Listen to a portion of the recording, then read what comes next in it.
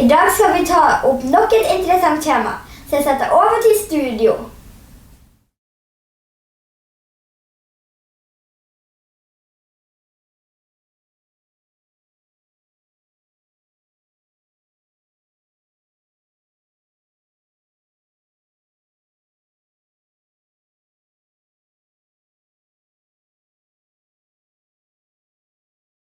Want to the Nordiske Komitee's Symposium for 2022. We haven't had a symposium for 2 years, so we are quite out of practice, but let's hope that everything will work as usual. And we'll start the program today. We have the first speaker will be Sagarika Chakraborty from India, and we can see her here on the screen. Sagarika has been a typical Indian mother who has fought for her children. Well, a typical mother, every mother fights for his or her Recording children. in progress. And Sagarika's husband was married. Sagarika's husband was working with the Norwegian Petroleum Company when and they moved to Norway to live. And at the time they had 2 small children who were taken into foster care against the will of the parents. And Sagarika and her family had to fight to get the two children back. And they were in foster care for 2 years. And after that, Sagarika has written this book that has been published, The Journey of a Mother, the diplomatic war between India and Norway. And the book has also been made film, and it will be on the coming to the cinemas in India and maybe around the world during this year. Excuse me. Sagarika, I'd like to welcome you to the Nordiske Komitee's Symposium, and the stage is yours. Please tell us your story. Hi ma'am, I cannot hear you properly. Can you speak in loudly? So We hear you perfectly. You're welcome to tell us your story. Thank you. Thank you ma'am. I am very much excited that I am participate this occasion, and really I am very much excited. So thank you everyone. So this is my introduction. Actually, I was born and raised in Kolkata, India. This is my new journey to establish myself as a promising author. The journey of a mother is based on my real life story, which already had published, where I shared my own experience and conspiracy and unlawful practices of the child welfare in Western countries. And the dramatic Andhra case had been most well known as a Bhattacharya child custody row. After a prolonged debacle, I am now back in my normal life and settled here as a software development engineer with my 2 kids. And right now I am posted in Noida, New Delhi, so for my job. And the story will encourage all the women who are struggling in their life. And right now my film is named is Mrs. Chatterjee versus Norway. It will be releasing very soon, and starring Rani Mukherjee. Right now, I just want to tell something about myself, about my story. My story is really heart-wrenching and just make everyone blood boil. But still, I believe I am also the luckiest woman when I think about the destiny of the million hapless family and their nightmare. I migrated to Norway after marriage, and where I decided to settle with my husband. But barnevern, the child welfare services in Norway, both babies from kindergarten and placed them into foster care until 18 years. At that time, my son was only 2.5 and daughter was only 5 months old. And, it was not clear how they took away the children. So what was the reason behind it? This is the most horrible thing that happened in my life. And this is the most horrible thing that happened in my life, but it was the first time in my life, not the first case, when parents were scapegoated by them. Slowly it was clear to me, I am only the fighter in this battlefield. The situation is between a rock and a hard place. Later I would meet several families going through the same battle. There were the many families where the distraught parents and they are just committed suicide due to the unending trauma. If you think only the children suffer, their parent life goes to hell, which I have realized from my life. On that moment, I thought that I would not survive without them, but for the sake of my children, I should combat with most powerful enemies in my life. I asked them, those enter your voice in front of media. You should protest against of them. Give an example that a Sri Lankan family said me, if we will raise our voice against of the barnevern, the caseworkers threatened us, you people will never get back your kids. Even nobody can believe us in our country, and we would be criticized everywhere because they will think we are just telling lie because the caseworkers were being given the fake allegation against of us. That being parents, we are not properly look after our children. The allegation was we fed children too much chocolates and poured much sweets in orange juice. And we have combated our bitter battle during 4 years, and our life is going to hell. Being a sufferer, I can assume what question will arise is why did your children taken away? Then the second question will arise, what's wrong you do with them? The allegation was we were not looking after our children. The same allegation is repeated and reiterated for every case. And I can reminisce few allegations where in my case we were sleeping in same bed with our children and my little daughter Aishwarya was looking at my face, was not looking at my face, and home is not child friendly and has very less toys. I can remember that situation. I thought that I would not survive without them, and I would not talk any one of my friends and relatives if they will ask any question regarding my children. Later thought, am I a preparator? No.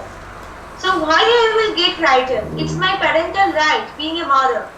For the sake of my children, I should continue my battle to rescue them from this hell. The victim family also added, even the caseworkers will try to separate the siblings, different foster families in future. And then they totally broke our bonding, all of us. And Australia, I am also talking about an Australian families. They say that several times the caseworkers proposed my husband, if you would divorce your wife in future, you can apply for single fatherhood. Barnevern can consider the situation and will let you know the decision for further apply to the court. I know it's a hoax, nothing else. In that hoax, they try to break our relationship and spoil our life. I am also giving an example about a Russian mother. The CPS worker had taken away. They told me that the CPS workers had taken away my 2 kids on the ground of lack of knowledge, because I could not give reply when they asked me what was the boiling point of water. I would put forward a few glimpses of this book, and during the protest in India, when my case is ongoing, my parents, I am just talking about my children's grandparents, and my family relatives and party leaders, opposition party leaders, ministers and Norwegian professors, and many ordinary people, students, and the members of several NGOs on a protest near the Chanakapuri in New Delhi of Norwegian for this. This is a protest against the Norwegian government for bringing back the children. So it is happening when my case was ongoing in 2011. So a Norwegian professor came here at the end of the protest, who came from the bargain city in Norway. They met with my parents. He said, I came here on behalf of all and the support to all of you. We thought to be as an obedient slave. I believe that your battle is not only for yours. Your battle is also being the battle of all Norwegians. During 4 days, I attend the protest, but will never appear in front of media. If the barnevern will know about it, then they should take away my children also.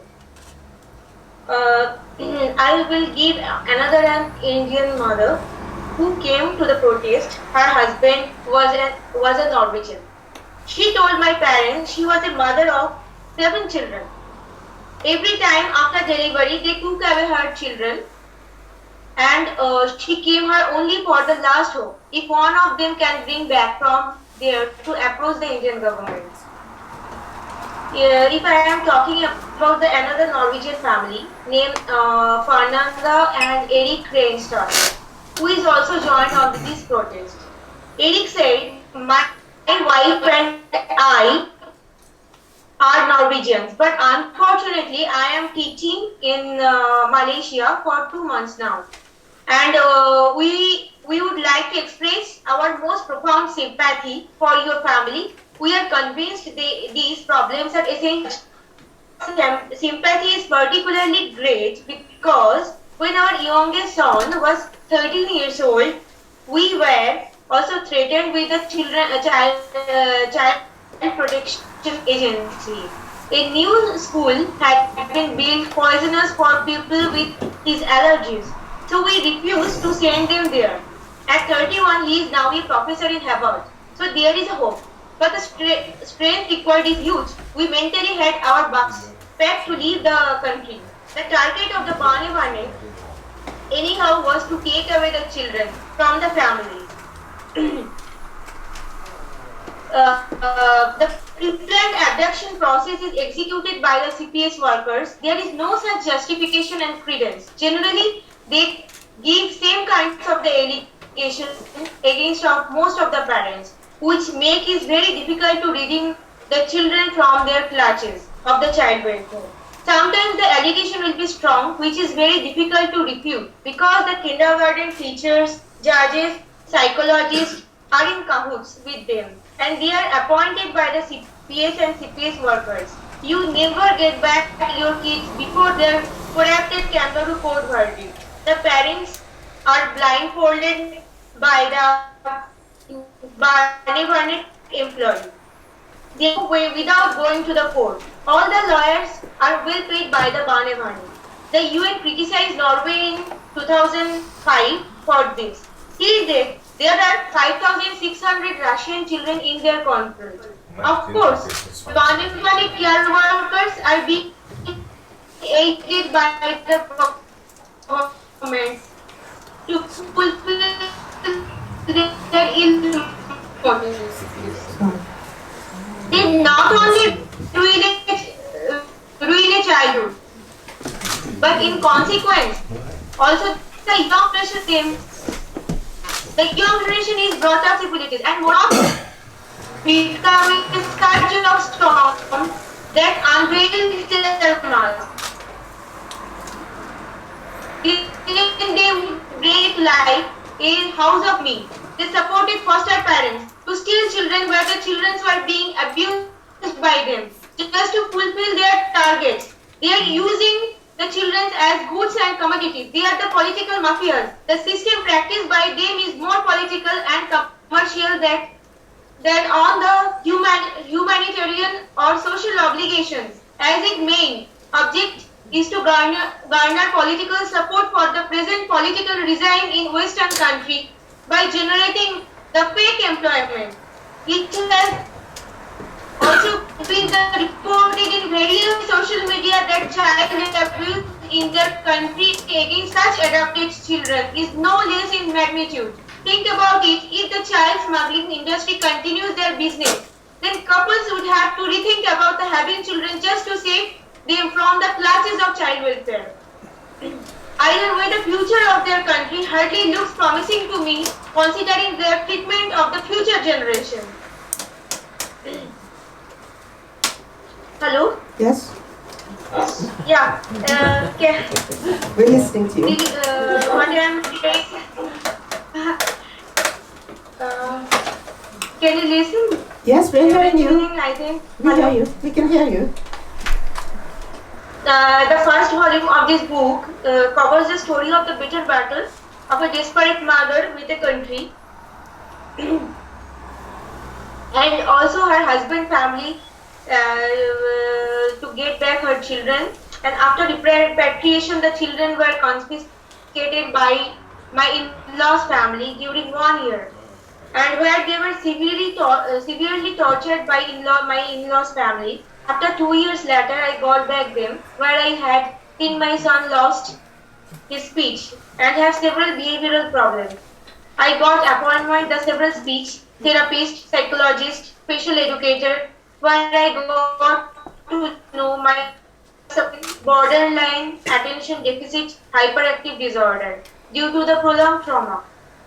When woman's true story shall have been written, her part in the upbuilding of this nation will astound the world. When women's rights are under attack, we fight back. So at last I would just every verse of this story is each drop of my tears, and that I write this book not only for me. The book will dedicate to those mothers who lost her children and also empowering all the women.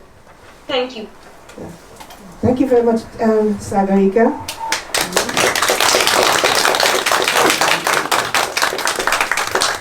You're welcome.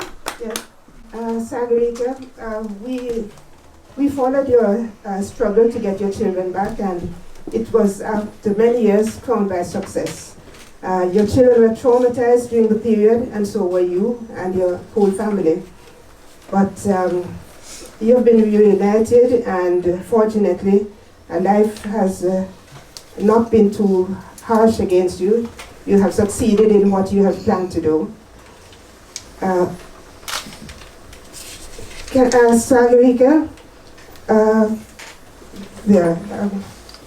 you will be rewarded with the Nordiske Komitee's diploma, and it reads, it's in Swedish, but I'll tell you in English. The Nordiske Committee for Human Rights has greatly appreciated that Sagarika Chakraborty has held a speech at the Nordiske Komitee's Symposium in Gøteborg on October 8th, 2022. Your contribution was very well appreciated and received, wasn't it? Yes. Yes. Thank you. Well, give her an applaud. Thank you. Thank you, ma'am. And also, I'm really excited. we hope that this diploma will be a lasting memory of your visit with us. We'll be sending your diploma to you. Might be there is some network issue. Yes. We'll be sending your diploma to you. Yeah. And thank you very much once again. Wishing you a great day and all the best for your future and your children. Many thanks to you. Yeah, thank you and bye. For the invitation. Have a great day. Bye bye. You are